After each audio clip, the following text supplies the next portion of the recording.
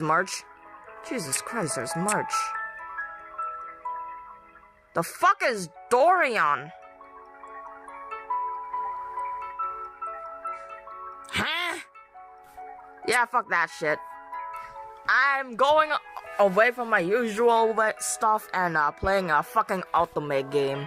So, I heard some good stuff without.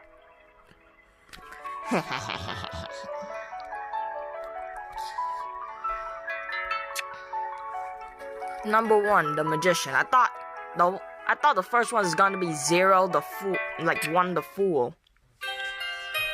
My name is Alter. I am a student of the magical art. I live and train in the city of whatever. Wait, it's not that hard to spell compared to the Ilona cities in Vesuvia. Tonight, the evening fog is thick, blanketing the street in an ethereal milky glow. I linger in the window to appreciate the tranquil scene before drawing the curtains shut. I'll miss you, says Azra. My master, Azra, the fortune teller. I know nothing of his past, yet he's taught me all I know of magic. Must you leave tonight? It is the dead of a moonless night. The right time for the beginning of a journey. His eye twinkled in the low lamplight. Here, take this, for you to play around with while I'm gone. A gift? How unusual. My tarot deck.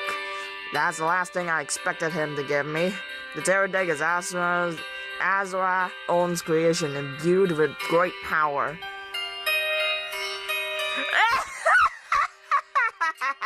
You think I want your creepy deck? Azra eyes quick over the amusement. Scared of them still? You don't need to be. You can laugh all you want when those decks are near my hair stands on it. Please humor me. Read my fortune, just for fun. This isn't a test, I promise. So it's a test then. Which leads to the back rooms after you. A few rays of sunlight peek through the gauzy curtains. It's been a while since we practiced. Because you're always gone? Maybe. Someday you'll find a real teacher. Well, I'm here now. Let's see how powerful you've become. He's always going on about how powerful and gifted I am. His confidence is heartening, but I don't know where I come from. When we sit down, something brushes along my ankle, smooth and cool. Oh? He reaches down from his chair and holds out his hand. A long purple serpent winds her way up his arm. She flicks her tongue at me. It's Faust. Azra familiar. She's pleased to see me, I think. Oh my god, that's an adorable little snaky. Oh, who's a good little snaky you are? Please ignore it, I haven't made that voice. Please ignore the fact I ever did that voice.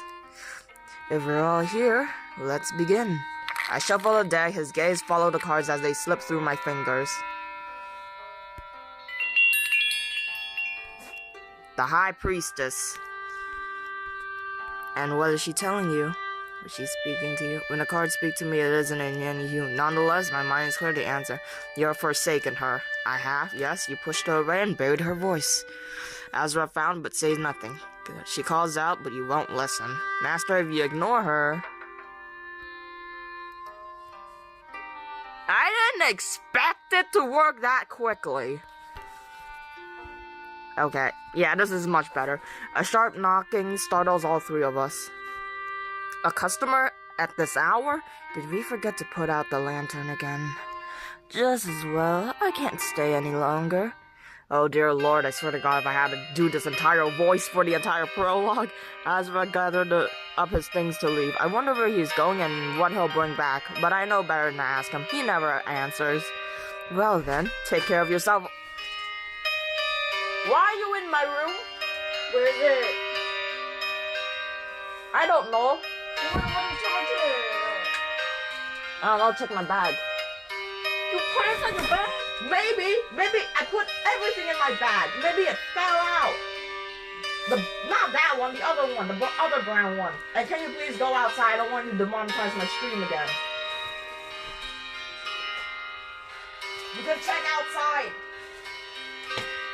Excuse me, that was my little sister, the same one who demonetized my stream by dropping the N-bomb. Well, take care of yourself, Alter. He still has something to say, but he won't say it. Until we meet again. Oh, thank fuck! He parts the curtain soundlessly and slips out the back door. My throat's gonna kill me. Azura barely left when the mystery visitor knocks again. Impatient by the sound of it. Oh! Unfortunately for you, I love me some money. I open the door. The figure steps in and begins to unwind the straw from their hat. Forgive me for the hour, but I will not suffer another sleepless night. The elegant claws slip away, revealing the visitor's face. At the sight of her, my heart leaps into my... Ah, frick, not again! Not again! Not again! Not again! That was my mom! The Countess Nadia here in my shop in the dead of... One second, I can feel my phone vibrating.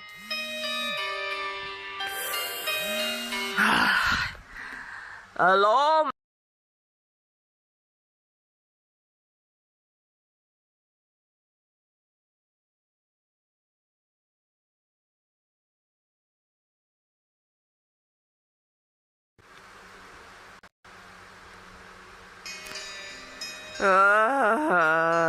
God damn it, Mom. Here in my shop in the dead of night. Please, you must read the cards for me. You've come to the right place. Give me all your money. The Countess relaxes over so slightly, her gaze sweeping over the shop. So I'm told your reputation precedes me, beggars and nobles alike. The people of this city whisper your name in wonder, though in my dream you were different. No matter, I come with a proposal. Dream? Yes, an unwelcome ability I've come to possess. My dreams are haunted by visions of a future waiting to unfold. But the future I saw, the one that brought me to you, is one I will not allow to pass. What's this proposal? Are you nervous, perhaps? You needn't be. I require very little of you. Come to the palace and be my guest for a short while. You will be afforded every luxury, of course. I ask only that you bring your skill and the Arcana. The Arcana, she must talking about Azura Tarot card deck. I'll alert the cards to expect you tomorrow, but before that, I want to see these talents of yours for myself. Shall we do a reading? How the fuck do voice actors do this shit? Under her imperious gaze, I usher her to the humble back room. The Countess seats herself across from me. Her gaze darts around the small space before falling the cards between us. As I shuffle the cards, she folds her hands before and closes her eyes. Eeny, meeny, miny, mo, pickety, busto, yada, yada, yada, yada. The Magician. She peers down the cards, studying its face. How very appropriate. And what does the Magician hold for me? My mind is clear. The answer comes to me as easier. You have a plan, one that's important to you. And, should I say an emotion? Her eyes pierce me, flashing brilliantly in the lamplight. Yes, now is the time to act. Everything has fallen into place. Say no more. Abruptly, she stands, giving the card one last glance. She throwbacks the curtains, striding back into the shop proper. Your fortunes are straightforward, much the same as others I heard, and yet you are the first to create my interest. Oh dear Lord, I'm going to hate my throat. My throat's gonna hate me. The Countess crosses to the front door, winding the shawl around her face. Ahem. I mean, hold as a plate unmoving. The Countess looked vaguely amused as I opened the door. You didn't pay me! I'll see you tomorrow then at the palace. Rest well. With that, she strides past me and into the night. Pay me first, Nayo. Yeah, you come for a fortune reading and you didn't bother paying for it, la. For a moment, I'm frozen, staring after her figure long after it vanished into the mist. What could the Countess of Vesuvia want with me, a mere princess? All that talk of my reputation? Could it be that she mistook me for Azura? I'm still mulling over when I heard a harsh, muffled voice. Strange hours for a shop to keep. Who said that? My gaze darts around the shop, chasing the shadows in the dark. Behind you. Sure enough, when I turn, I see it against the door. Okay! I know I said I'm asexual and shit, but I do have a thing for plague doctors. Their outfit, to be exact. I want to wear it. I want to steal his outfit. So this is the witch's lair. Then who might you be? My heart starts racing as the masked intruder, though. Negotiate! Who's asking? I managed to spit out, enough to give them pause. I'm asking, I'd rather not do that again. The squeal of the little maskman as the stranger reached and tossed it as I suspected. Shock, horror, you know who I am, don't you? I do know his face. I seen it on wanted poster around the city, but his name eludes me. No matter, quickly, where is the witch? Come, she only wants out. Master Azra is gone. I don't know where. He never tells me. Master, it is. I won't pry into your personal affairs, but if you don't know and I don't know, why don't we ask your magic cards, huh? That is what the room in the back is for, isn't it? Pay me first! I give a hesitant nod, unsure of the motives behind his odd request. After you, then. Oh, God, I only have... Go on. No need to be shy. I don't know your name. My name? For your reading, I need to know your name. Oh, right, of course. You can call me Julian. Hesitantly, I take my seat, his eye tracking my every move. I'm going for, death! Death. Death? Death?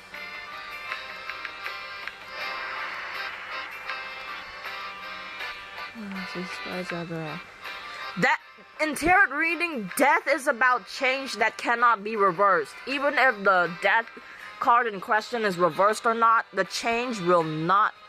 Wait, that's not death means, it's. But he's shaking it. No, my fate is sealed. But you've been hospitable, so I'll let you on. Your rich friend will be back for you. He's taught you his trick. You may even say he cares for you. So he lifts his mask from the floor, staring into the glass. But when he returns, seek me out for your own sake. Don't let him fool you, shopkeep. After giving me a long, hard look, he fixes his mask in place. Well then, the hour is late and I'm out of time. With a swirl of his great black cape, he throws the... It slams shut behind him as he rode into the... Morning? Number 2, the High Priestess. I've seen many strange things in my time as a magician's apprentice, but the events of this night were the strangest yet. Seeking a moment's rest, I go upstairs to lie down and slip away lost in a dream. Okay, I can't help myself.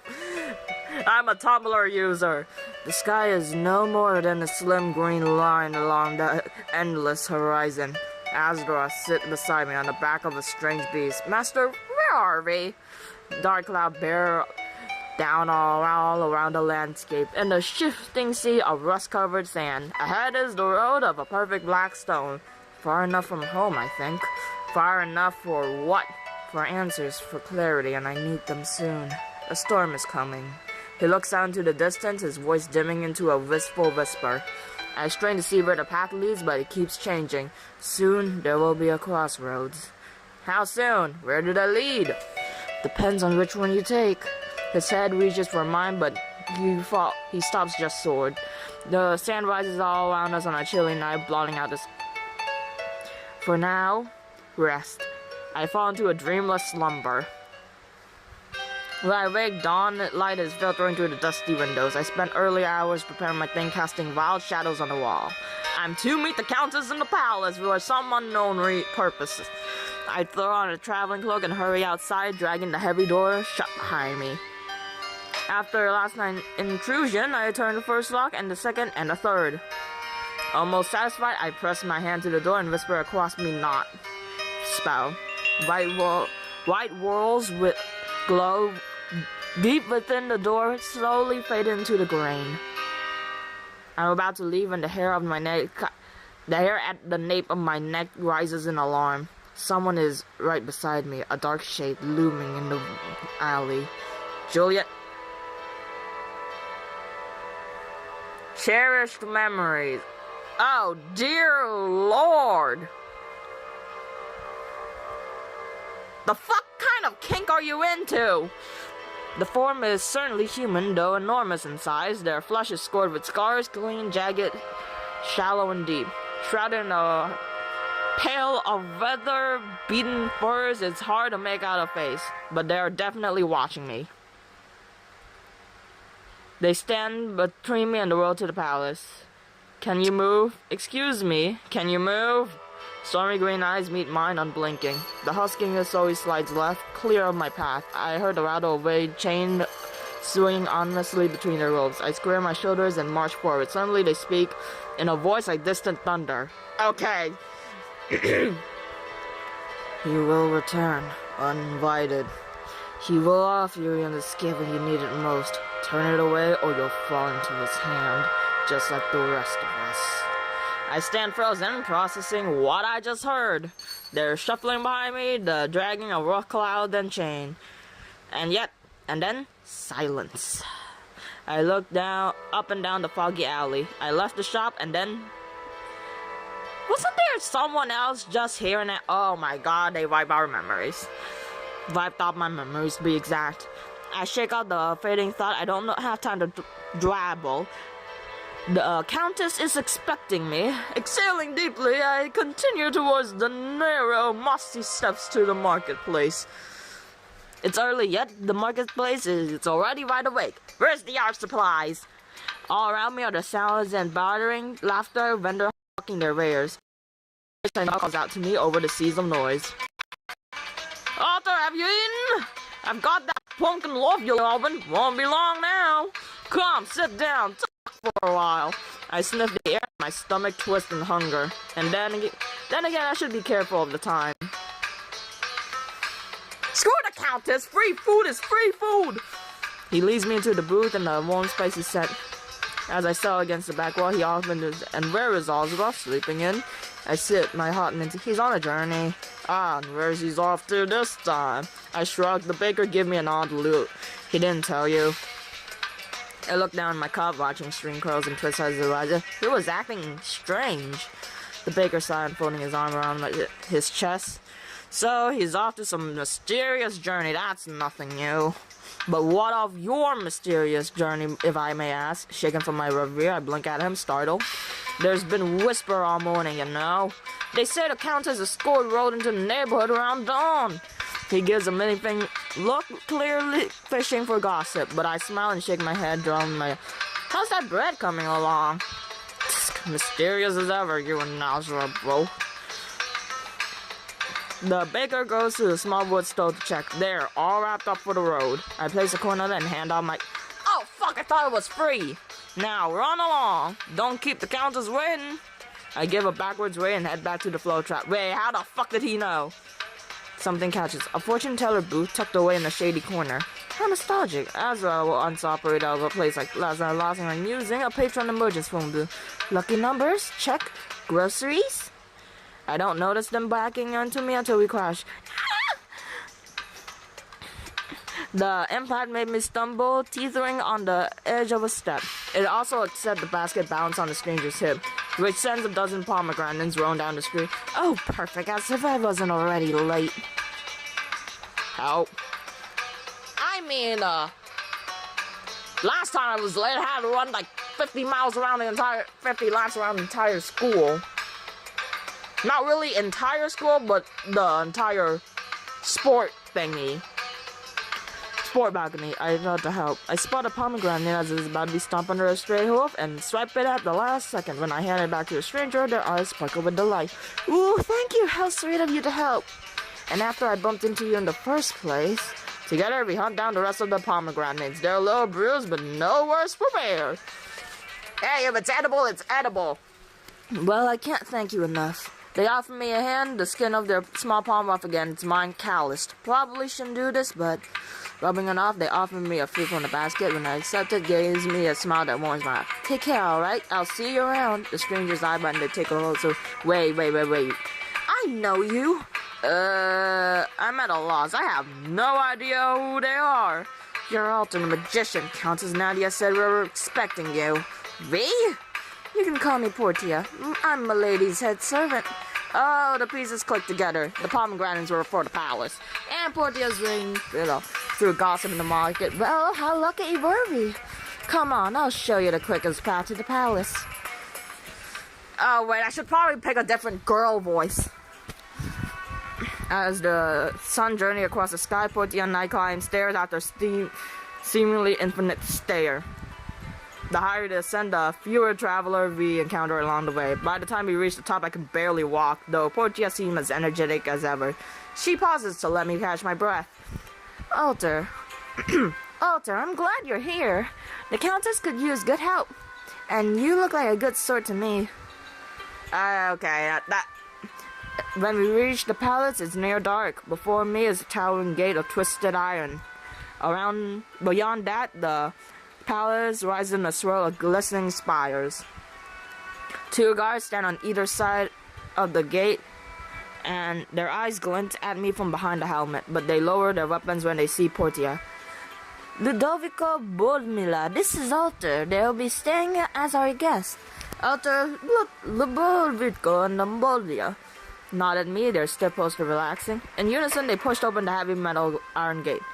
After you. The gate slammed behind me, and there's no turning back. Portia leads me across a long, steep bridge. Some kind of yellow is through water, glowing like bloodless ghosts. Portia tugs on my arm, leading me away from the edge of the bridge. Come on, we don't want to keep my lady waiting. Yeah, you know what? I'm just gonna give her an Applejack voice. Yes, I used to watch My Little Pony. I'm 18. It was part of my childhood. As we approach the intricate doors, anxiety starts to rise like bubbles coming to a boil within me. Is this wise? What awaits me in this fortress far from home? So too soon we're standing before the door. Here we are. She swings her fist against the copper plane. 3 skull-rattling strikes as the last echo fades. Whatever you pronounce that word, doors swing inward. The Empress. Inside the palace, the floors, walls, and steep ceilings are all clean polished stone. A servant with a blue feathered cap comes sweeping up to us. With a deep bow, they pass me and dash to Portia's side. Chamberlain, how are we doing on time? Terribly late. The 5th course is over. Her ladyship is in the most unhappy state. Chews her lips and hand the servant her fruit basket. Have the Somnia fetch a bottle of the golden goose. The servant departs at a hasty clip, disappearing behind a panel in the wall which slides seamlessly. Too bad. I'll escort you directly to the dining room. Dining room? Was I to dine with the Countess? What? Don't tell me you thought Oddbjerg wouldn't feed you. I hastened to keep up with her purposeful strides. Why am I doing that voice again? Soon we're standing before a fine mahogany door. Portia opens the door, leading me inside. Rich scents linger in the air, unfamiliar and tantalizing. Alter, welcome to the palace. You look pissed? Have a seat. You're too late for dinner, I'm afraid. I know this song! She drinks her glass to her lips and drinks deeply. Portia leads me to my seat. Another servant removes what might have been my plate. I was beginning to think you had forgotten my invitation. But perhaps you're simply unaccustomed to travel. You look exhausted. Why, I can see your cheek gleaming from here. The Countess downs her glass, and Portia with a bottle enrobed in shimmering foil. Portia, how thoughtful of you. My pleasure, milady. Oh, this is why. I regret nothing. Portia fills both of our glasses, and the Countess takes a sip of her glass. A golden goose? A marvelous choice, Portia. As I reach for my own glass to cover the awkward moment, and stop transfixed by the strange painting before me. The scene is that meal shared among a host of figures with the heads of beasts. The table is laden with small...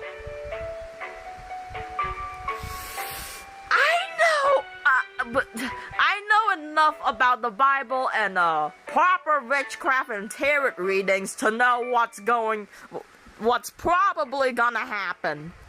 Rays of gold glitter around, and his red eye is strikingly lifelike. Do you like it, Alter? The painting? Yeah. It's amazing, and I wish I have those skills.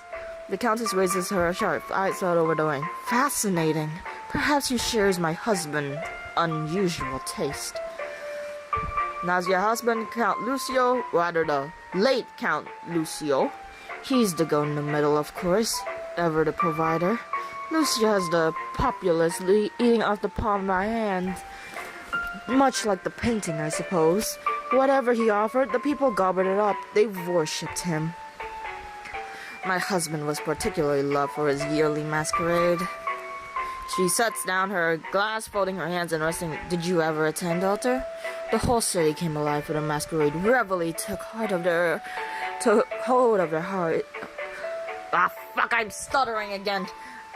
Young and old, all in celebration of Lucio's birthday. What a celebration. And he opened the palace gates to all. The Countess sighs, watching the wine swirls in her glass. Such a fond memory from Mummy. And now it's shrouded in sort of a terrible shock to the guests to find their host murdered so violently at the last masquerade. Why do I have a feeling you're number one suspect? The servants lower their eyes. I too avert my gaze back to the painting. My poor husband burned alive as in no bed, and at the celebration of his birthday, what did he do to invite such hatred? After such a shocking scene, guests to the palace have been scarce. I look away from the portrait just in time to meet the Countess' keen gaze. But now that you're here, now that I'm here, she says it with such gravity, such confidence. Countess, what does any of this have to do with me? Alter, the masquerade is precisely why I called you here. This year, I intend to hold a masquerade once more. I stare at her, so does every servant in the room. How? Why? The festivity in Lucio honor will be done more fanatical, fantastical than There is but one loose end in need of tying. Count Lucio's murderer still owns free to this day. Dr. Julian...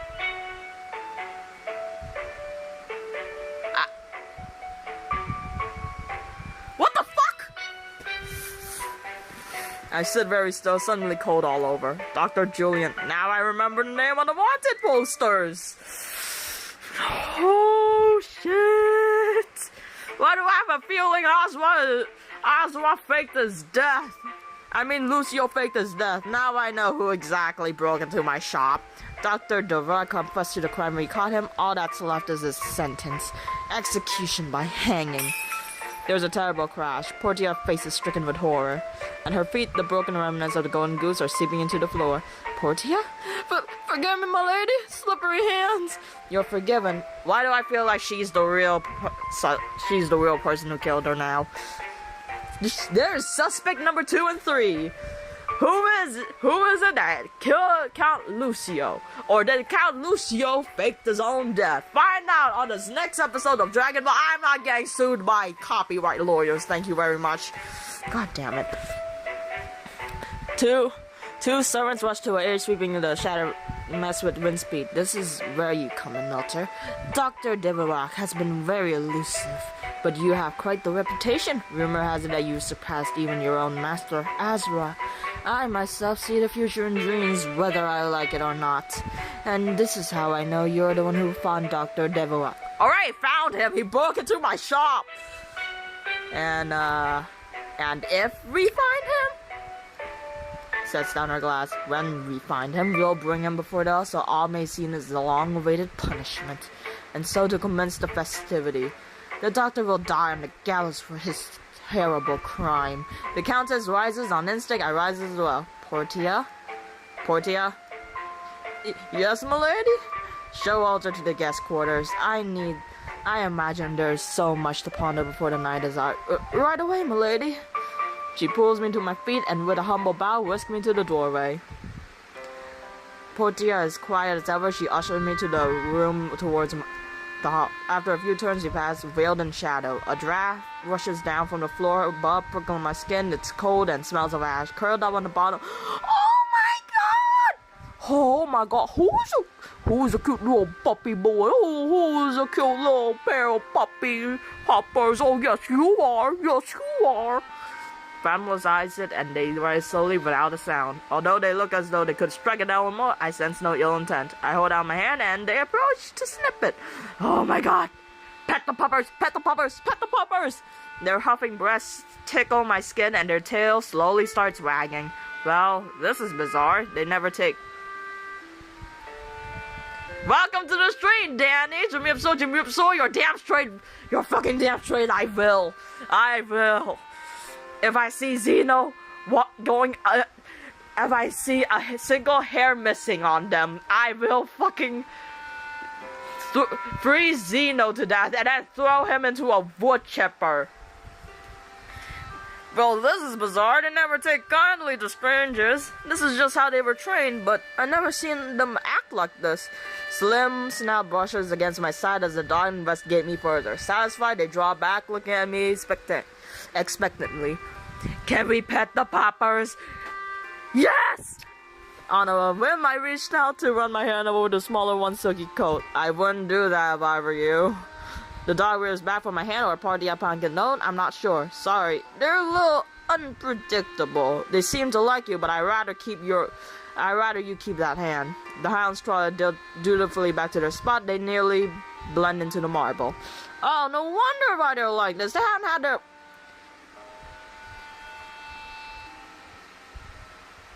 They're what cakes? She looks nervously from me to the two dogs, still a statue. Wait here, Alter. It's probably the best to keep your distance from them. I'll be right back with those cakes. Why is that? Hey, it's a funny thing, really. I'm actually fucking terrified of big dogs in real life, unless they're like really fucking fluffy. Then I'll like try to make an exception and try to pet them, only to almost get my hand bitten off by one of my not really my granddad, but it's more like great grandfather's, like uncle, grand uncle's dogs. Portia swooped through a sliding panel of the door. I'm left alone in the hallway with dogs. I feel the bigger one in my side insistently. When I look down, it simply pulled down and stares, and then the smaller one is sniffing my other side, humping samples of my scent. I roll around, and it sits back on his haunch, watching me innocently. Cheeky. As I look into the one saturating eye, an unsettled sensation as a ripples through my body like a wave of fever. A guest? I is down the corridor. The voice was coming from the top of the stairs. I can only see it so far from the hollow gloom. Is it a male or a female or neither? But there's no one there. I nearly jump and I feel yanky on my garments. The dogs, their teeth are buried in my clothes, unrelenting as they drag me onto the stairs. Oh dear Lord, we're fucked. Not literally or in the good way either. As I trip on the first, their tail starts wagging. Hey! I try to wrench myself free, but the two dogs tug stubbornly. Dogs only let me go at the top of the stairs. The floor, the walls are rigid stone, and the air smells of ash. I swear to fuck if the count is still alive and faked his death. My head is spinning, and I hardly feel the chill in the air. Though my heart is hammering, I summon a vague glimmer of light in my palm. I look around for the dogs, but they're nowhere to be seen. There's a door ahead, partly open. There's a deeper darkness dwelling the view away. Ha! Oh god, this game is pay to win as well! Jesus Christ!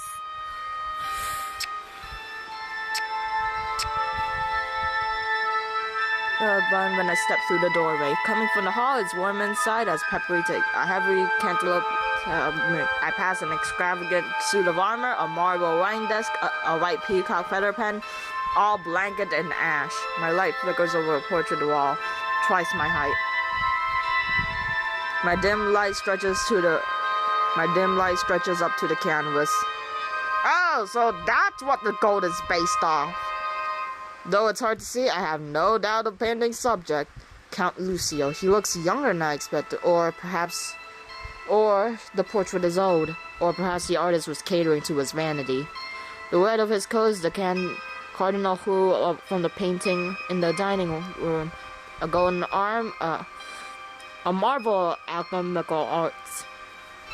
I know gold doesn't corrode or anything, and doesn't actually, and gold mostly stay the same as time passes. and barely have any reaction to other, like, substances.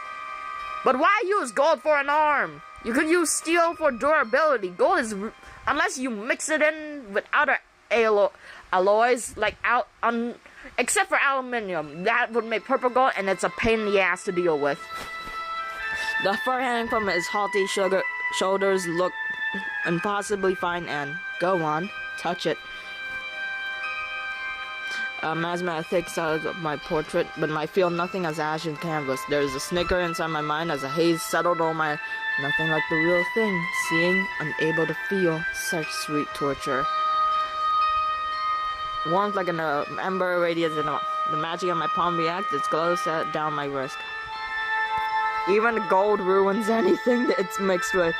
Agreed! Hey, welcome to the stream, Tommy. Why make a gold arm? Why don't you use, like, iron is a better choice. Even if it does rust and stuff, gold is really freaking soft. I learned that the hard way. Anyways, my parents were mad at me, and the jeweler wasn't really happy either. I'm not doing that, no. The strange sensation subsides and the glow voice grows fainter out there in your energy. Oh, it's him. Could you be? The haze vanishes from my mind. I roll back from the portrait. Something soft meets the back of my knees, and I fall through the butt to the massive billows around me when the back hits the bed covers. It's Count Lucio's bed, right where he was murdered, incinerated, and this fine ash in my mouth, all over me, is what's left of him. I clap a hand over my mouth, smothering a scream as I struggle to stand. Going so soon? You're no fun. That voice, it echoes from every corner of the room and within my mind. I would say, who are you, but what do you want is much better. What do you want? Why, what the fuck you want, bitch? The laughter takes a higher pitch and I feel sweeping past my ears, gathering behind me. What do I want? The last words ends on a snot as I feel the sensation of something reaching for my back. Then it pulls away, the temperature drops abruptly, and my hurried breaths melt into fine mist. I dare not look, but I hear something moving towards the portrait.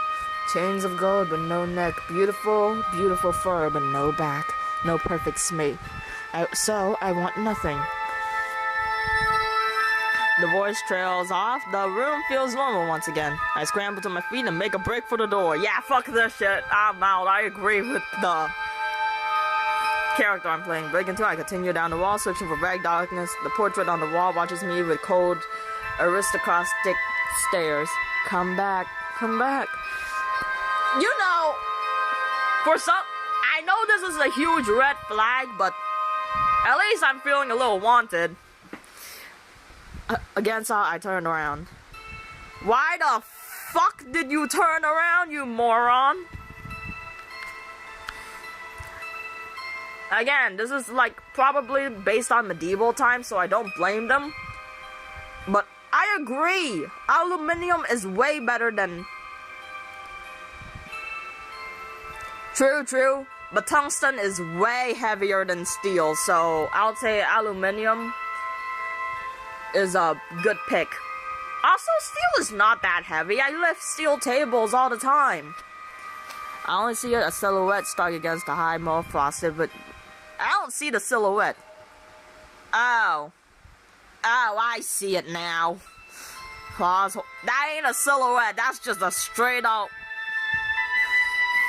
The white face of a goat with red eyes fixed gleefully on mine.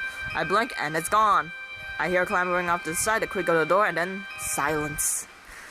By the time I stumble down the stairs, disorientated, Portia is looking around corners for you. There you are! She stares at the fine part. That's what I'm thinking, but Count Lucio, the dude we just saw in the painting, is also associated with goats. So I think it's, maybe he did had a contract with an angry demon, and the demon killed him for in his position. And shit, I don't know. We now have 4 suspects, and 1, maybe he's not dead theory. She stares at the fine, powdery ash coating me from head to toe. Why are you covered in ash? What did those naughty dogs do? She produces such a plain white handkerchief and handed it to me. I gave the Countess an elegant voice like, oh, like this, and I decided to give Portia a Western type of voice to offset things, and because it's fucking hilarious. All I could muster is a dazed nod of thanks as I dust myself out. My mind filled fogged, struggling to make sense of the shadows I saw, the whispers I heard. Portia takes me gently by the elbow, helping me brush off the last of the ash. You know, I'm just gonna leave these cakes right here. Let's get you to bed. I follow at Portia's heel as we arrive to our destination. Thankfully, it wasn't much further. She swings the door open with a sweeping gesture. These will be your quarters, Alter. I pick Alter because I would rather not be called Marican Alter's channel for the entirety of the prologue playthrough. You can put your things wherever you like. Breakfast at sunrise, I'll wake ya. My fatigue must be showing. I let my bag fall to the floor. Eyeing the smooth lens, I shudder with exhaustion. You look ready to drop. I'll leave you be. Sleep well, Alter. Her soft voice trails off, and she gently slides out the door shut. At once, I burrow into the luxurious sheet. It feels as though I'm weightless. Heart thumping on the rhythm of Portia's steady foot, I sink into unconsciousness.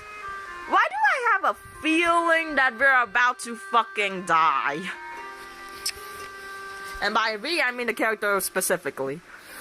But then again, this is an ultimate game. They're probably just gonna come back to life anyways. I'm back on the rip by whatever that is. The thick dark clouds hang over heavier than before. But if I'm dreaming again, where's Azra? The unforgiving wind burned my eyes as I searched the desolate landscape. Up ahead, too far to reach, Azra still with the lumbering beasts. They're stopped at a fork in the road. One goes east, the other goes west. Placing a hand on his height, it turns down the path in the east. Azra walks west, and I know at once he's going the wrong way. Not that way, not again! His head turns, not even from I feel his eyes meet. Alter? His voice is just, wait, that's the wrong voice! That's the wrong fucking voice! Long whisper. Oh, come on! The fuck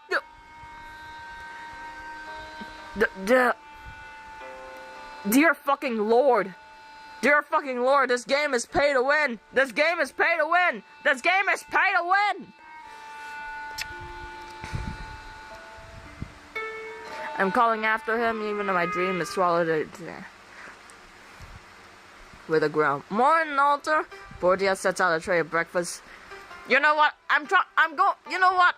I usually don't do this, but I think I want to go for the monster fucker route. Tommy, if you're still here, please don't leave.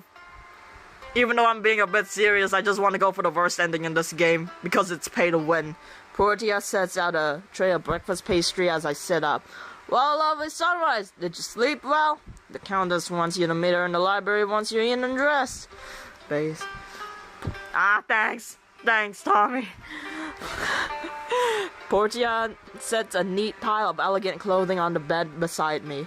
I unfold the top piece, marveling at the way the fabric moves. It took your old clothes to be laundered. You sold my old clothes! My lady asked me to provide these for you. I'll be waiting in the hall whenever you're ready. Portia ducks out of the door. I moved the silky garments aside and toss back my bed covers. I eat quickly, not wanting to keep the Countess waiting. The pastries are still warm and flaky, each more delicate and whimsical than the last. Then I disrobe and pull out my new outfit, fumbling with its clasps and buttons. Ooh, don't you look nice? The Countess has a real eye for action. She'll definitely be pleased. Oh dear Lord, my throat's going to kill me. Portia stops about 3 times my height. It's crafted of smooth wood of all colors of carved designing is a great tree in the height of maturity. Its leaves and fruits are inlaid with jewels, precious stones, and mother of pearl. Rich people, am I right? It's my lady's own work. Beautiful, ain't it? Portia's retrieved a ring of keys from her pocket. There are about a dozen, each carved with the same wooden panel and each bearing a distinct jewel. One by one, she finds their locks in the panel. With each key, the roots of the tree start unwinding from the floor, pulling free from the floor. When all the locks have been turned, the panel folds upon itself on either side like a paper fan. There are books everywhere. Holy shit, I want to be in this room. Holy fuck, this is the book. This is an introverted bookworm's dream, and I am one. The Countess is waiting for us, sitting in a reclining chair. Her eyes glare with approval when she sees me. Alter, you look positively red. Wait, wrong. Alter, you look positively radiant. She gestured to the toweling shelves around us. Do you read? I nod. The Countess tempers her surprise. Somehow I suspected you might. It's a great gift to read. Where I come from, it's shared amongst all citizens, but woefully uncommon here. This way, if you please. She leads me deeper into the shelves. Portia follows with a jingling ring of keys. I can't stop staring at all the books. My finger itched to run around. Same! This is me in a bookstore! I don't want to damage the books, but I want to read them. Alter, you are my guest. If you should like to return here, you need only ask, but for the moment, the Countess stopped before an enclosed nestled between the shelves. I would have your undivided attention here. The desk stands in the slim way cast from a tiny window. Books, journal, paper scrolls cover every inch of the desk. Despite the clutter, everything is carefully organized. Someone's place of study preserved. Hey! That's my room! Organized chaos! Mom thinks it's a fucking mess. Dad thinks the same. My little sister thinks it's a fucking health hazard, but I know where everything is. This was Dr. Deverick's desk. He was employed at the palace, as was your master Azra. We called upon him to concoct a cure for the plague. My blood runs cold. The Red Plague, as it was called, swept through the city like wildfire. It claimed young and old, frail and strong. There was no way to tell who would succumb. Cases are rare now. I can't remember the last time I saw the telltale red in the whites of someone's eyes. Physicians, scientists, alchemists, fortune tellers, magicians, all were invited in hopes that our resources may aid in their research. Perhaps we was plotting even then, but the doctor accepted our invitation, as did your master Azra. Her gaze shifted to the window. It overlooks a large willow tree which hangs over the fountain in the garden below. I had the desk and its content examined laboriously. Nothing of consequence had been found, but perhaps you will make better use of it. This is the best lead I can offer. She draws away, passing me and perfuming the air with jasmine. I prefer jasmine tea, thank you very much. I want to know what Uncle Iroh's secret recipe is, though. The search for Dr. Deverick is now in your hands. You may proceed as you see fit. Yeah, I'll just go back to my shop and see if he broke into it again. I only ask that you meet me for dinner this evening. She smiles serenely and sweeps out of the room, Portia following in the wake. I'm left alone with the doctor's desk. There's a stack of books, a leather-bound folio, a scrolls ducked away low drawers. Fuck no, I ain't that stupid. I'm talking about Uncle Iroh specifically. Uncle Iroh from Avatar: The Last Airbender. Books! Well, Tom flips through the page. It appears to be a surgical guide, some kind of stained with old blood. Many of the pages are scrawled with the doctor's notes. His handwriting is completely indecipherable. I can't make any sense of it. And more importantly, I sense nothing for the books. No lingering trace of the doctor. Folio. The folio papers are a little gold with age and thin, almost transparent. A meticulous drawing catches my eye. Its neat line contrasted sharply with the doctor's messy writing. I'm glad to see that even in the world of Ultimate games, Doctor's writings are always shitted upon. Somehow, the patterns and shape look very familiar, as if I've seen them before. Azra. I trace one in a with my fingertips and the hair on my arm stands up. There, an echo of desperation and single-minded purpose. It's a faint trace at best, but I could sense what the doctor was feeling when he made his drawings. I rolled the drawing into a tight scroll and stowed it in my bag.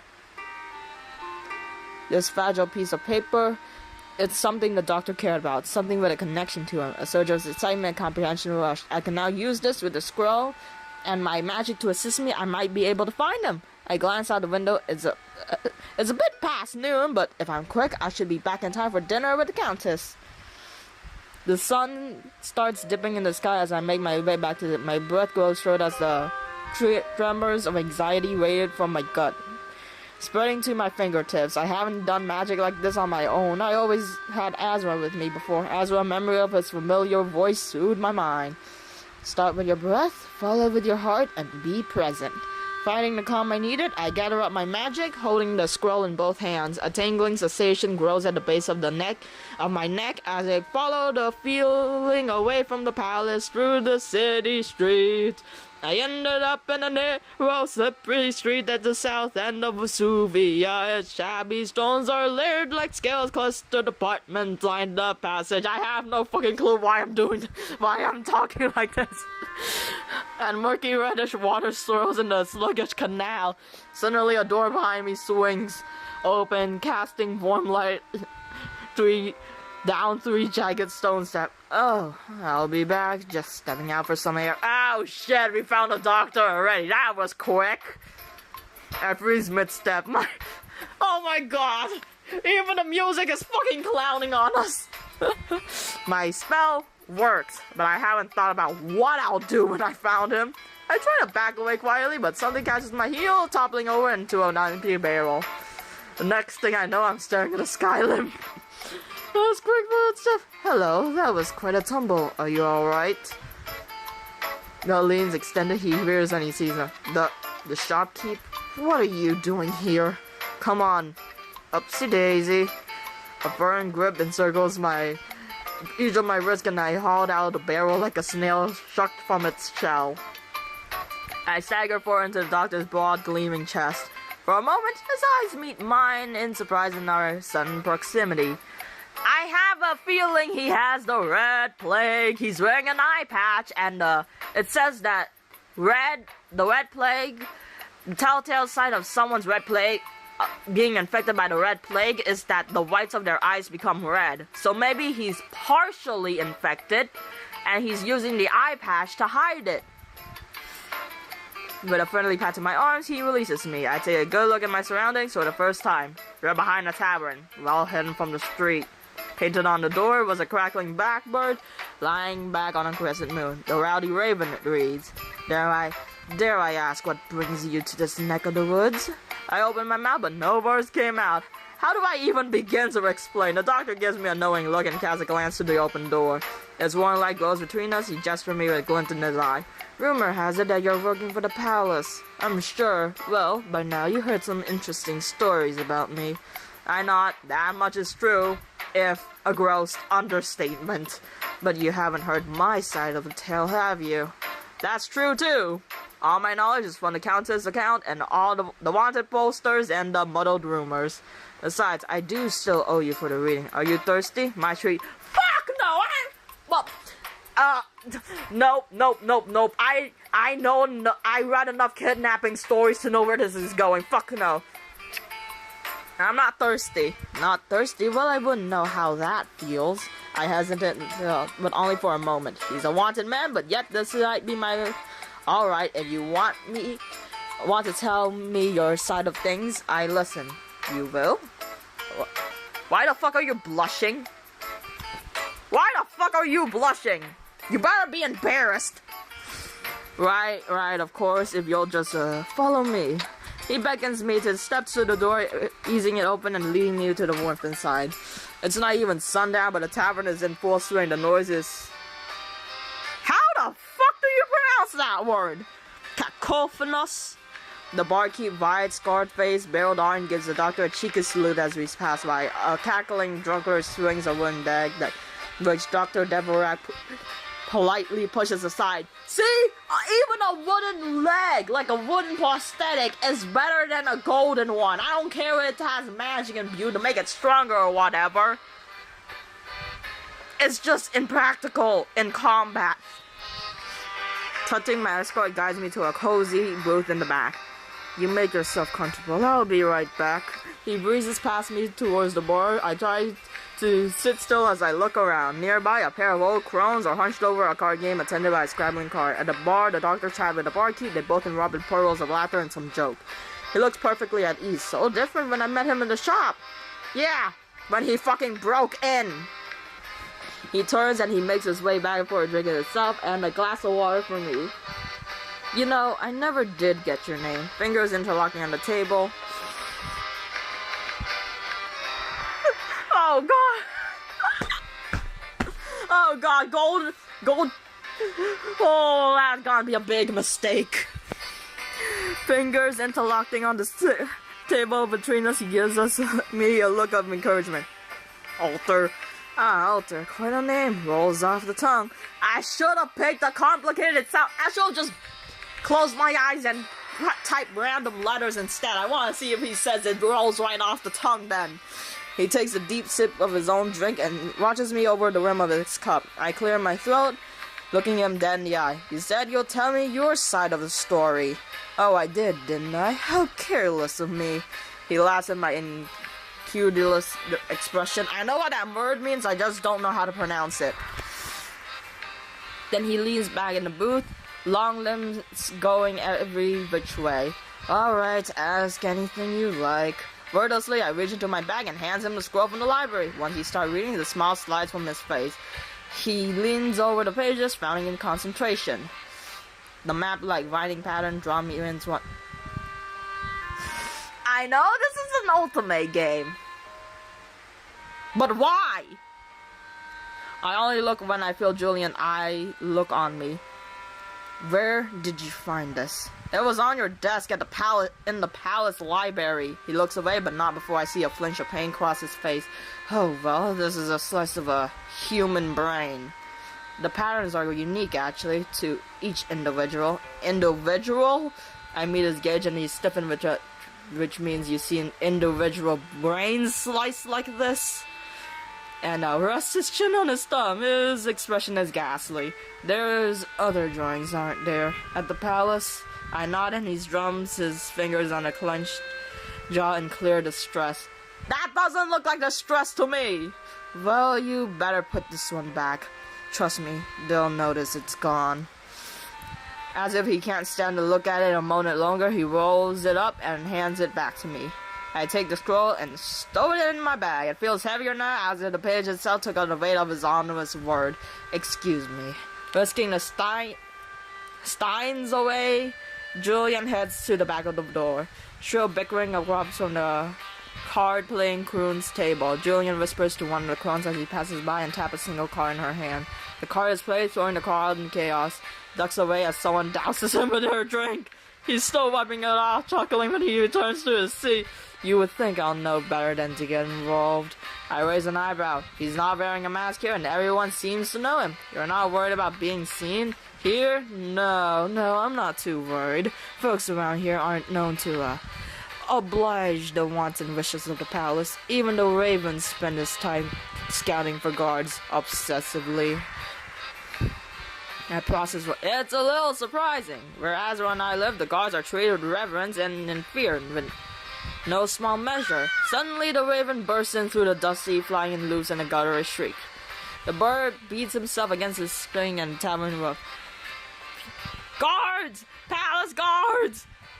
Patron Claudia.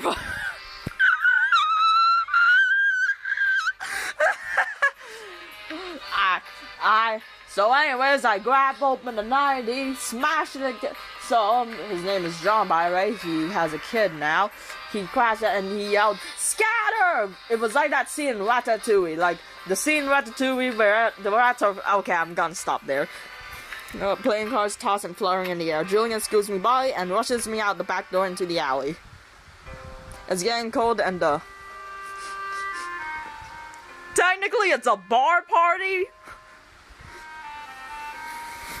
It's getting cold and the sun's almost set completely. The doctor set a frantic gaze up and down the alley before crawling me into, "You'll be able to find your way, yes? The guards aren't after you."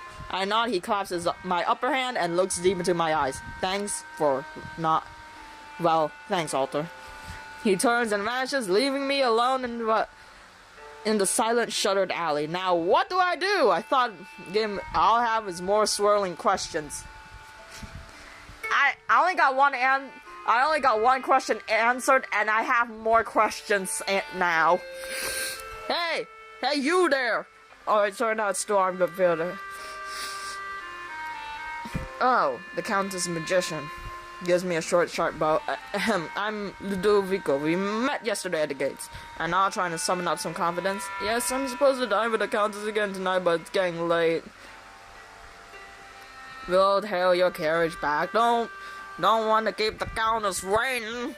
He leads me back to a broader street and hails a gilded carriage and closes the door behind me. Tia waiting ready to help me out of the car. She's unusually not at all her usual cheerful self, occupied by the tangled thoughts of my own. This is the painting I'm talking about. See? There's a fucking goat there. So I'm thinking maybe the Count made a deal with a demon and this is actually to please the demon and not himself. Everything is richly seasoned with rare spices. I can make saffron wafting towards me. You're right on time, Alter. I hope your day was fruitful. A servant seats me and fills my glass with a pale rose beverage. The delicate floral aroma reminds me of the Countess' perfume. First, let us attend some small matters. My courtiers are most eager to meet you. I shall introduce you to them tomorrow. I know what courier, how you pronounce it, are from Fallout New Vegas, but what the fuck is a courtier? They will want to know everything about you, but choose wisely what you wish to tell. I'll be informing them of the masquerade as well. I imagine they will be ecstatic. I nod slowly as I chew my food. The way of her chords are foreign to me. But I can trust at the very least the Countess won't allow me to be embarrassment. Joke's on you, I'm going to cause so much chaos. And tomorrow at noon, Portia will lead a retinue into the square to announce the masquerade. Once the town people hear, word will spread on its own, then it shall be out of our hands. I imagine the crowds will be eager to see Count Lucio's murderer hung. I think of Julian Bath in the wall. My heart grows cold at the image, but I'm careful not to let it show in my face. And these are tomorrow's matters. Tonight, Alter, I have questions. Questions? I raise myself. Yes, I wish to become familiar with you. Her words catch me off guard. Let us be strangers no longer. May tonight be the beginning of a valuable friendship. She starts with a simple question. How I enjoy my time, my daily goings, my favorite thing to eat. I ask her questions in turn, learn her favorite... Oh, I get it now. Oh. Thanks, Tommy. Jesus Christ! Rich people! And learn her favorite food is spiced swordfish. In Pakra, spiced fish, I could hardly suffer a warm night without it. Pakra, vast land of north, the Countess' home, though I thought it was only a rumor. The kitchen does try to humor my request, but at last they can never seem to spice it quite right. Do you ever miss living there?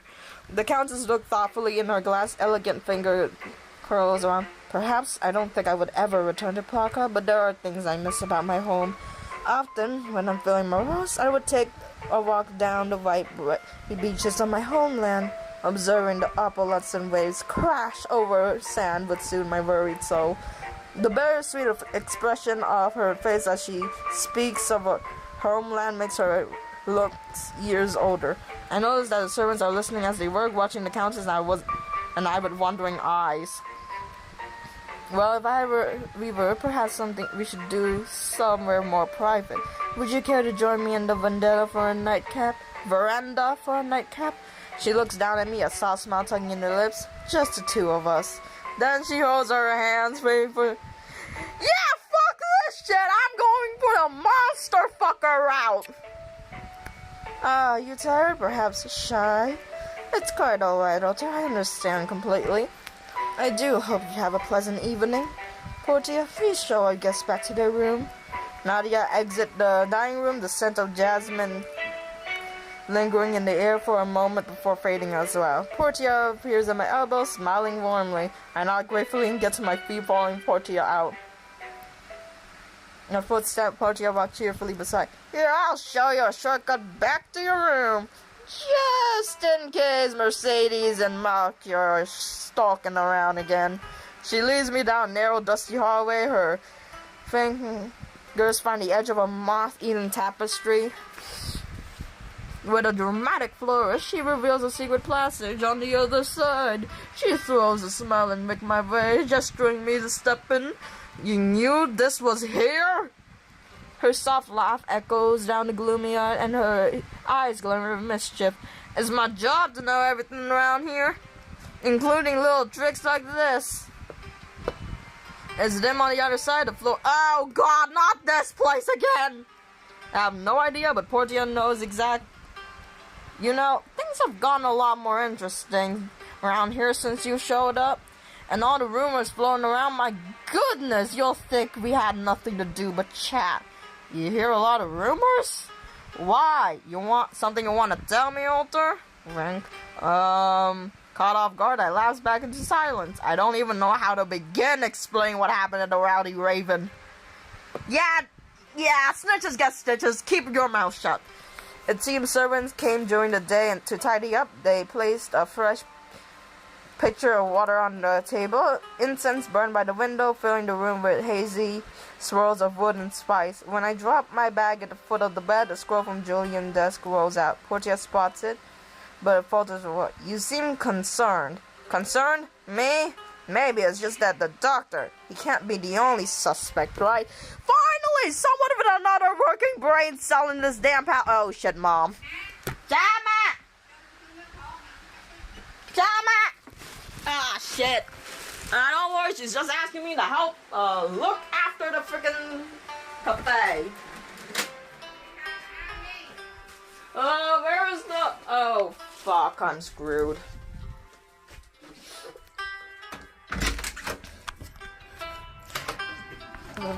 Có tu cà phê hay ở lọc Tu cà phê? lọc phía trên đà. Oh, fuck.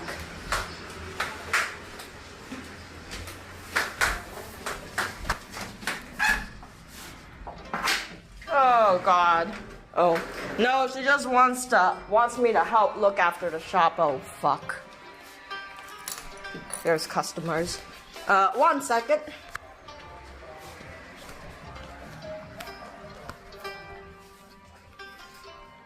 I almost forgot. Where's the key? Mẹ bước xong nè. Này sao? Ra mã lọc lăng rồi. Okay. Tớ một. Damn it. Oh, I'm going to get a copyright strike. By calling you.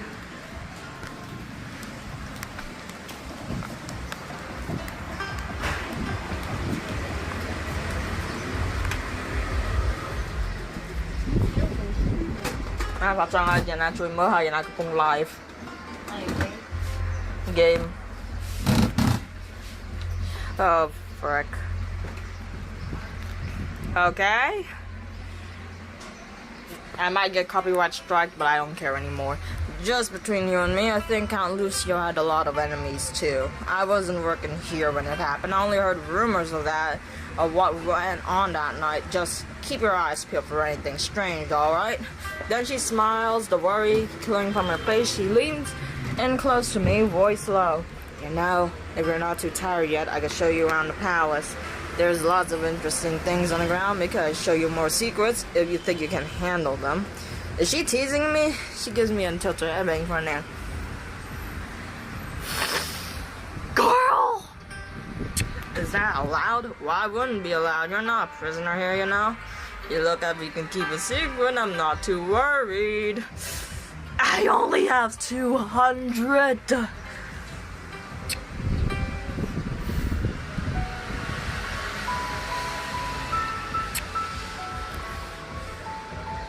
What?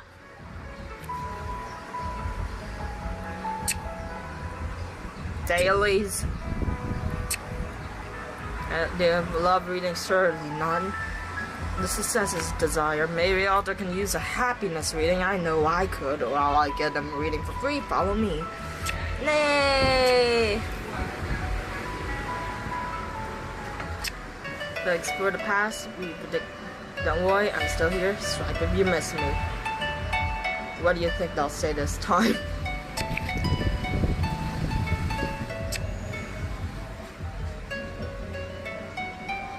When in doubt, pick C.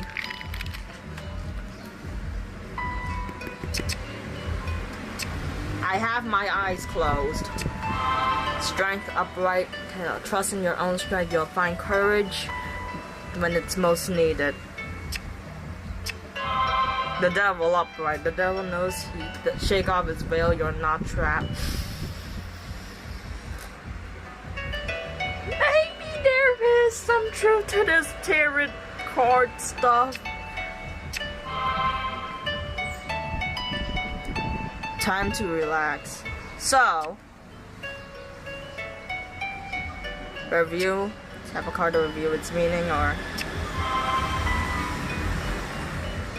so get out of my comfort.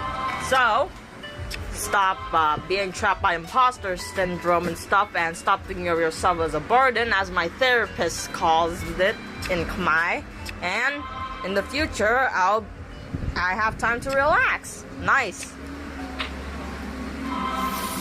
If you come back every day, you'll get a reward. Isn't that nice? Oh, thank fucking God. And if you visit someday, you'll get a free reading for someone special. Happiness! Fuck this shit.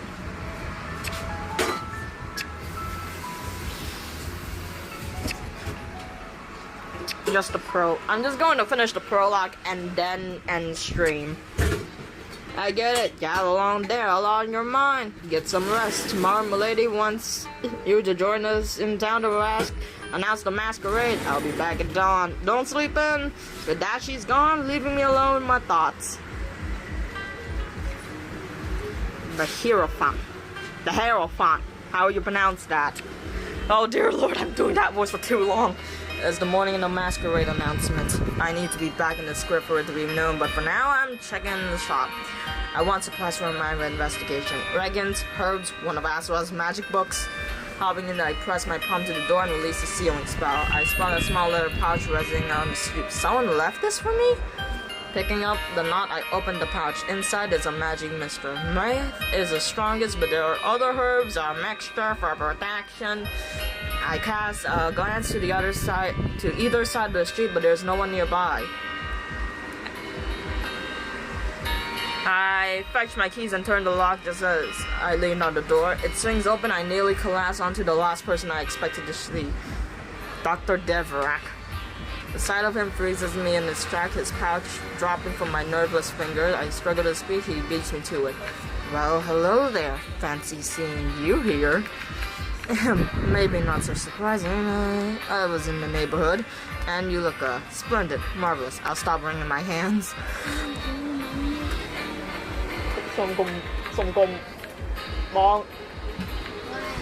For a moment, I think about calling for the guards, but I hesitate. This is the second time he's been in my shop. Will the guards think I'm harboring him? I fix him in a narrow daze. How do you keep getting in? I know I locked up after the first time, so you either broken in or I've got a key. The click of his tongue.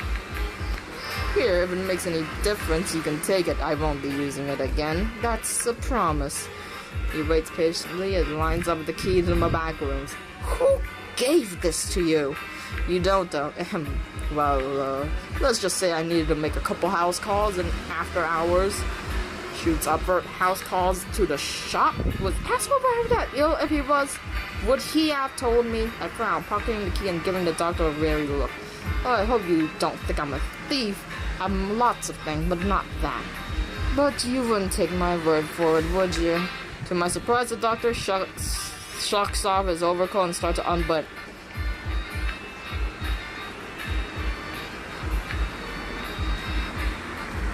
Motherfucker in public! Search me. You find anything of yours, I'll show myself to the stocks. Go ahead. Search until you're satisfied. He lowers his eye, presenting himself for inspection. His sight grew odd in my ear. I'll pass. Fuck this shit. Oh, you're sure? Alright. The offer stands. Besides, I won't find what I'm looking for here. I know that much now. The doctor makes quick works of his button, retrieve his overcoat, and swing it back over to his shoulder. Oh, thank God! You're wearing proper clothes again. Well, I'll be going off your way. He takes a wide step, touring his wild pass around me.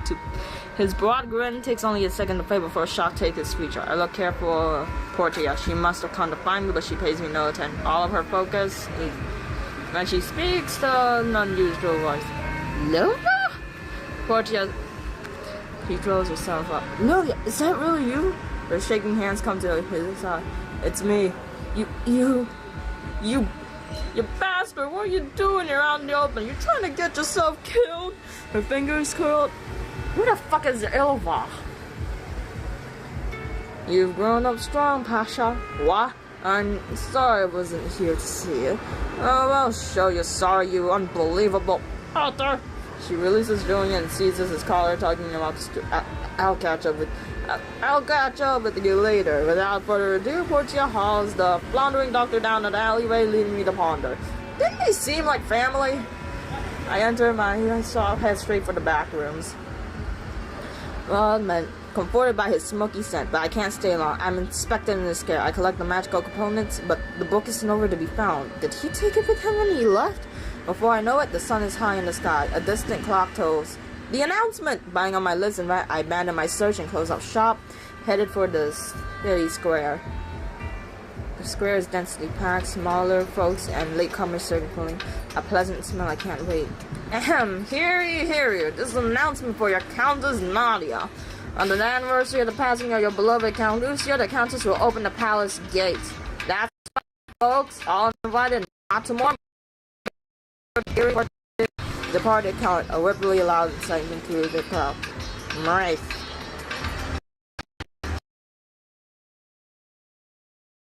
And then I come upon a figure hulking inside. Their eyes are shut. Lord, put on a proper shirt for God's sake. Though the excitement is growing, the figure looks more like a harbinger of despair. It'll be a masquerade like no other before. Spread the word, tell your friends, you don't want to miss this. As the crowd erupts, the massive stranger escaping with the sense of mirth, whatever that is easy to match. I catch up halfway down. Hey, where are you going? They turn slowly as they dread the sight of me, blindly to the slaughter, just like the rest of you. What do you mean? Please speak plainly. It doesn't matter what I say. My words won't last. They never do.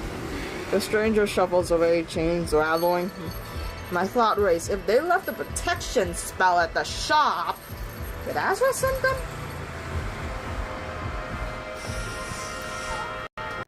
Again, monster fucker out. With let's see, afternoon nap. I head back to the vet. Alter, there you are. Would you look at this crowd? No incidents back at the shop, I hope. Nothing out of the ordinary. Her smile is a shade of desperation as she bats. I open my house as the wagon lurches the light laughter down the street, ringing the is Alter? It takes me a moment to register for it. You're going to be meeting with the courtiers when we reach the bows. Want to know who they are first? Oh yes, that would be really helpful. Well, there's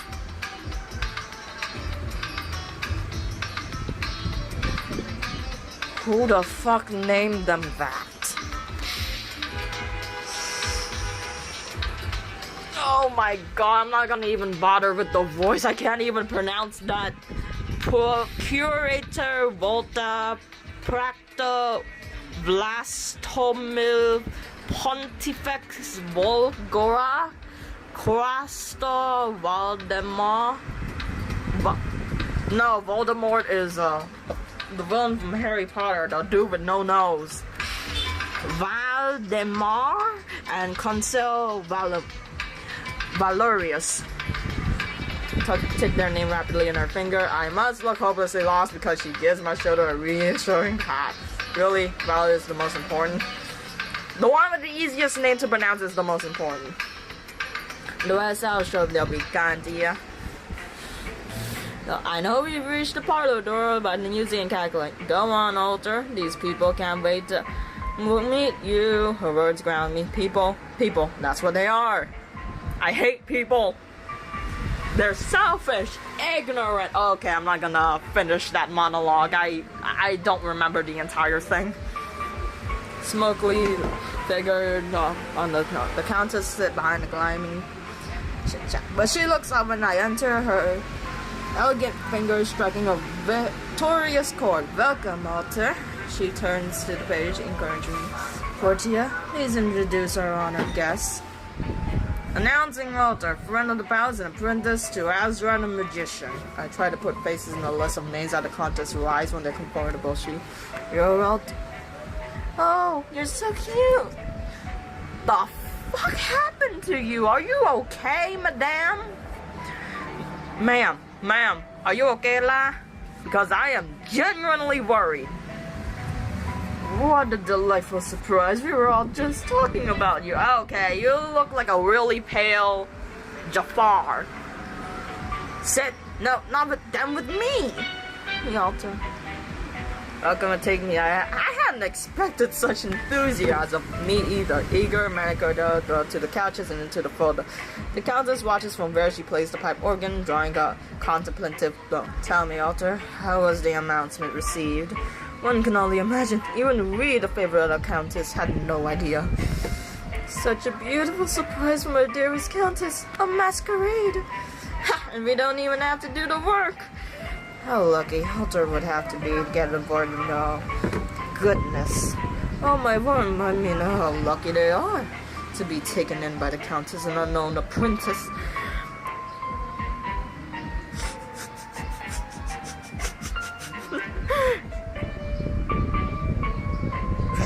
Risky, so...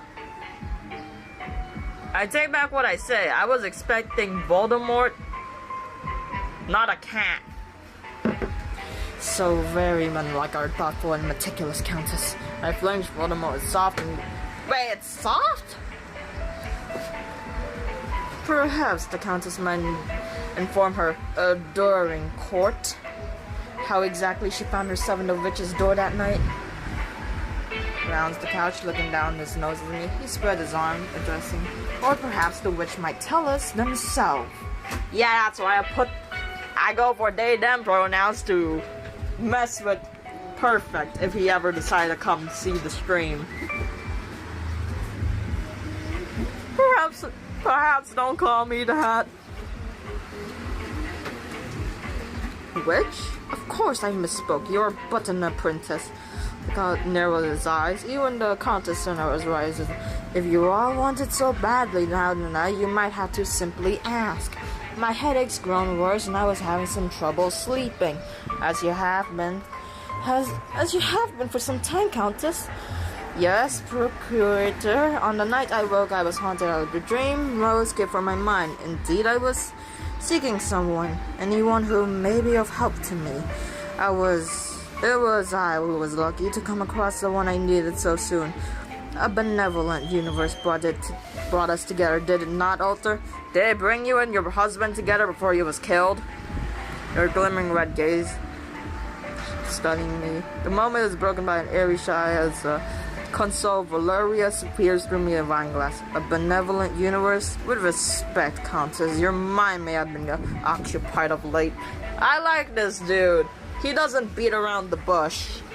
You must remember that V, your adoring court, are ever at your side.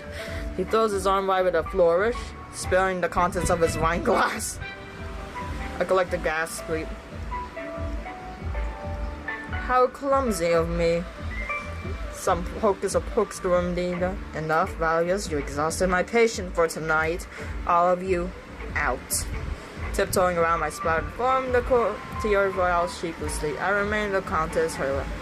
I'm sorry, Alter. We must rid you of these ruined clothes, of course. Just pardon us. I had enough liberties with your wardrobe, so please, do not hesitate. Tell me what you would like. And Alter, spare me no expense.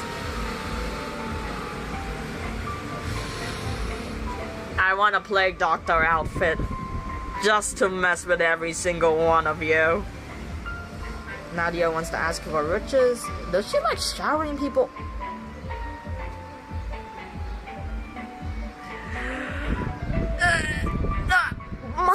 Motherfucker, I only got 200 gold.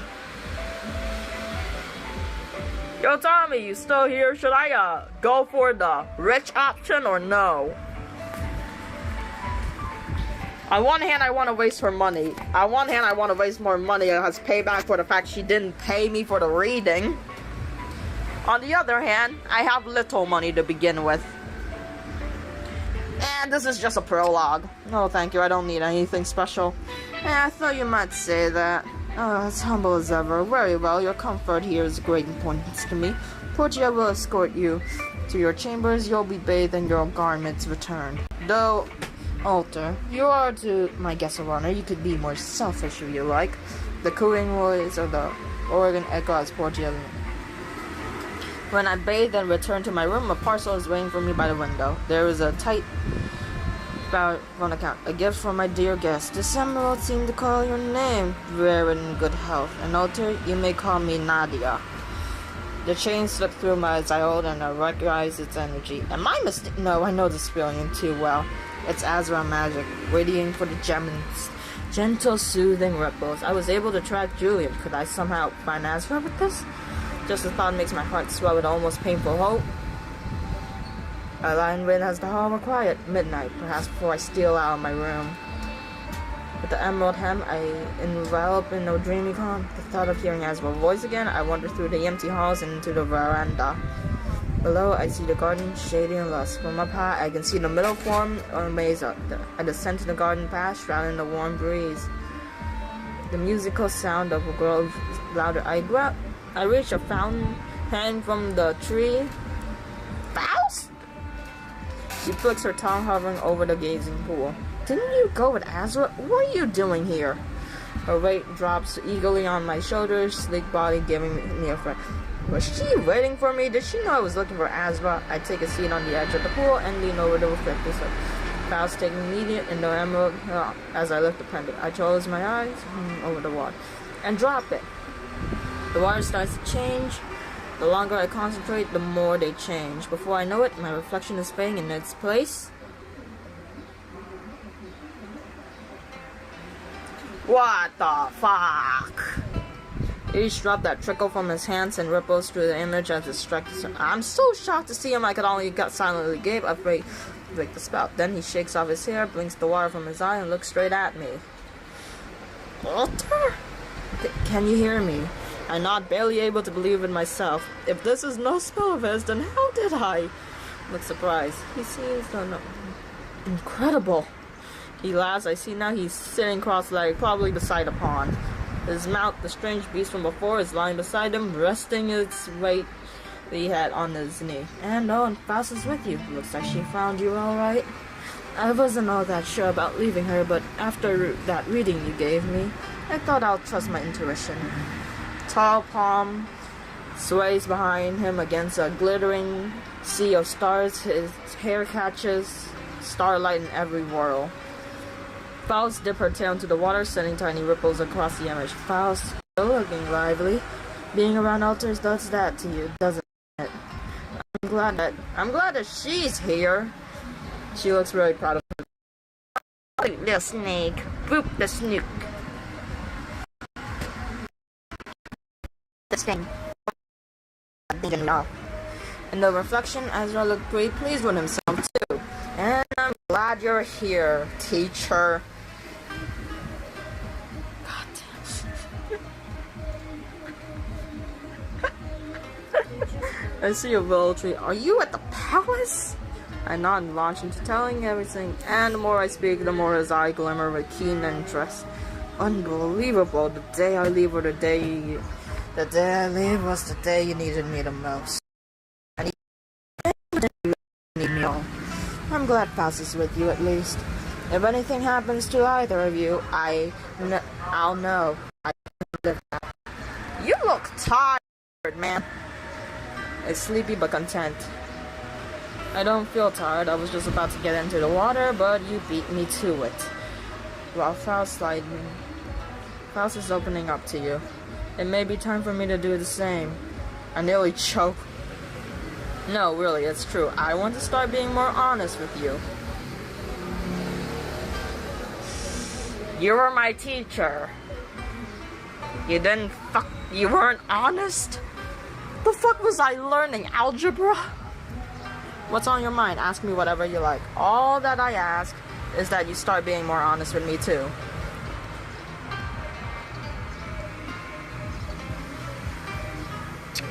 Who's Julian to you? I see in the depth of his emotion. Julian? Ah, yes, he goes by that name too.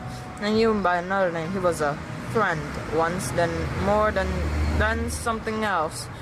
Who's Julian? Who is he to anyone? Whoever he needs to be to get whatever he wants. I think he would come for me after all that. Let's just leave it at this. Who do I see? Friends to lovers to enemies? He's a hack physician with a lot to learn. Until he does, nothing good will come out of him. With a deep sigh and a shake of his head, Ezra then smiled. Is there perhaps something else on your mind?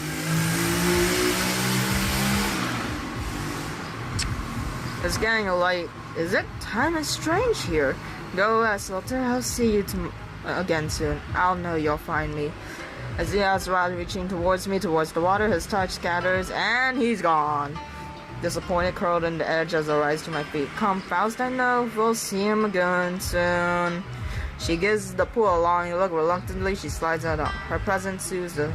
With a shake of my head, I gather the serpent and head back inside. Fuck yeah! Rat selection!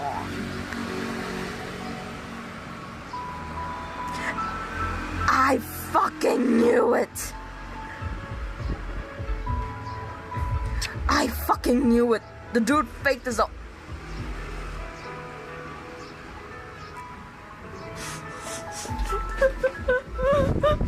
The motherfucker name is Muriel! We interrupt this program to bring you Courage the Cowardly Dog Show, starring Courage the Cowardly Dog, abandoned as a pup. It was adopted by Muriel and her, who lives in a farm in the middle of nowhere with her husband Eustace Bag. He looks so edgy, but then his name is fucking Muriel. Okay, I'm gonna end the stream here. I'm going to laugh my ass off. Bye, Tommy. To me,